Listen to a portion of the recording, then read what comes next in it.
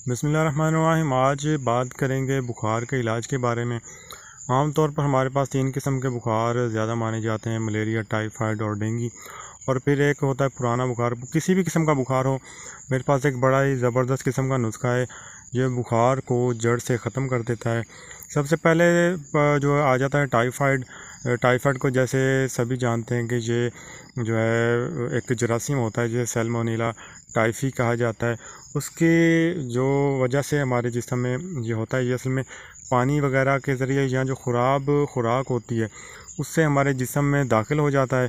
और फिर ये जरासीम जाकर हमारी जो अंतड़ियाँ होती हैं उनमें ये इफ़ेक्ट करता है और जिस्म में बुखार होना शुरू हो जाता है।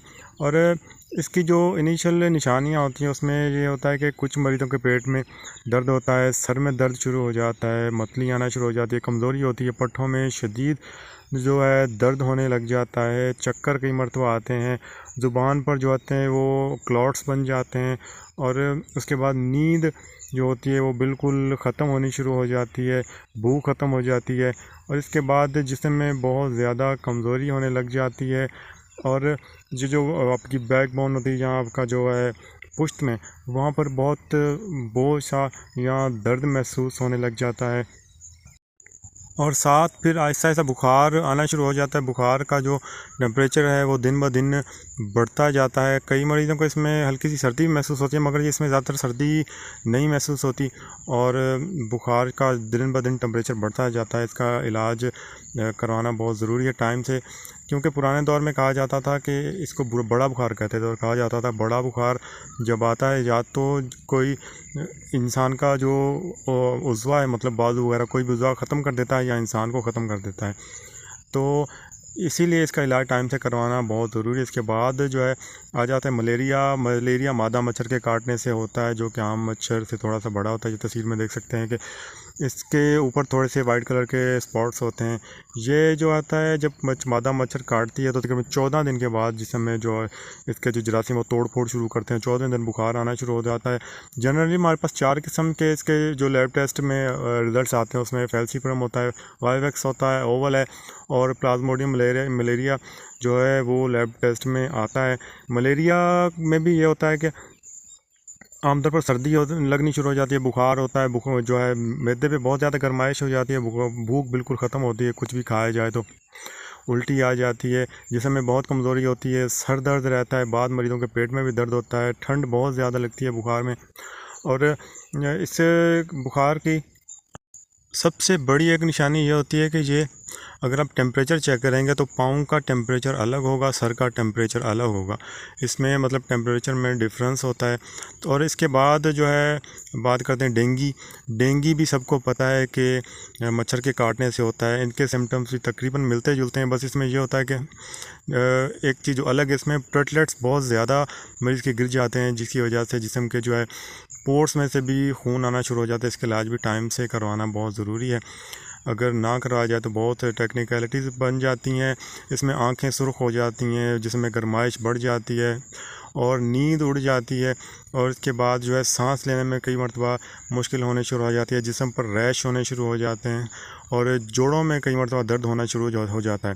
और इन सब के बाद एक जिसे कहा जाता है हड्डियों का बुखार। इन जब बुखारों का टाइम से इलाज नहीं करवाया जाता तो ये हड्डियों के बुखार में तब्दील हो जाते हैं, जो कि हड्डियों में रच जाता है और फिर उसका इलाज बहुत मुश्किल हो जाता है, जिसकी वजह से हर हफ्ते के बाद 15 दिन के बाद अक्सर लोगों को बुखार आना शुरू हो जाता है। मतलब कि आपकी हड्डियों में बुखार के जो जरासीम घुस चुके हैं वो बहुत मुश्किल से निकलते हैं। इसलिए जब भी बुखार हो तो उसका जल्द से जल्द इलाज करवाने की कोशिश करें। इसके लिए मेरे पास एक बहुत ही आसान सा नुस्खा है। इसमें भी आपने क्या करना है कि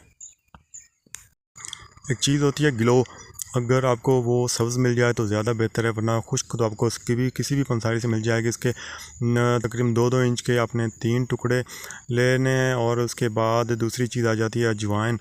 अपने अजवाइन का आधा चम्मच लेना है और इसको दोनों चीज़ों को तकरीबन आधा कप पानी में भिगो देना है और जो है सुबह के वक़्त रात सारी इसको पानी में रहने दें। सुबह को इसको किसी कुंडी वगैरह में डालें और साथ जो है 4 बादाम डाल दें, क्योंकि अजवाइन बहुत खुश्क होती है, जिसमें खुश्की पैदा कर दी है। उसकी खुश्की जो है दूर करने के लिए उसमें 4 बादाम डाल दें। और ये ठंडी भी होती है, ये जोड़ों में दर्द शुरू कर देगी, तो इसलिए आपने उसमें 7 काली मिर्चें डालनी है और इसको अच्छे तरीके से घोटना है। इतना घोटना है कि जो ये इसकी अजवाइन जो है उसके अंदर से सफ़ेद जो बीज होता है वो भी इसमें पिस जाए।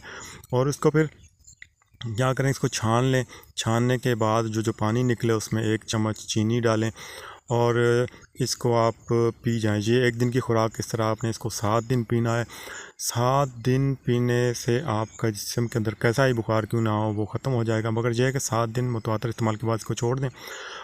लगातार ज़्यादा इस्तेमाल ना करें, फिर 7 दिन का वक्फा देकर फिर इस्तेमाल कर सकते हैं, क्योंकि ज़्यादा इस्तेमाल करेंगे तो ये ठंडी होने की वजह से जोड़ों में दर्द कर सकती है।